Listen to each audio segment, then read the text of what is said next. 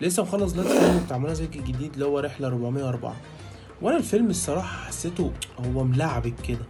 هو الفيلم بيحكي عن واحدة كانت شغالة في شمال وربنا هداها وعايزة تتوب وطلع تعمل حج، وهي بتعمل بقى ورق الحج وبتخلصها عشان تطلع الحج خلاص وجالها الموافقة. هتقابل بقى صعوبات اللي احنا بنشوفها في كل الأفلام المصرية، إن ما كل حد يجي يتوب لازم أمه تموت وأخوه يتقبض عليه مخدرات عشان تلاقي له فلوس فترجع للشمال تاني. وبدأت الفيلم أحداثه بقى كلها تمشي كده، إنها تروح للي كانت مشغلاها زمان عشان تطلب منها فلوس فتوافق، فيجي حد مجهول يطلبها حاجة شمال فيقعدوا يقنعوها طول الفيلم إنها ترجع للشمال. وفي الآخر الأحداث كلها بتمشي كده. فأنا مش عايز أحرق الفيلم، ولكن في كذا زور مميز زي محمد ممدوح ومحمد فراج. طبعا في الفيلم زورهم مميز جدا، غير جامايكا اللي هو محمد عادل. الاثنين بالذات بالنسبه لمحمد فراج محمد ممدوح هم التوب. يعني الناس دي كوميديا بتلاقي، دراما بتلاقي، اكشن بتلاقي.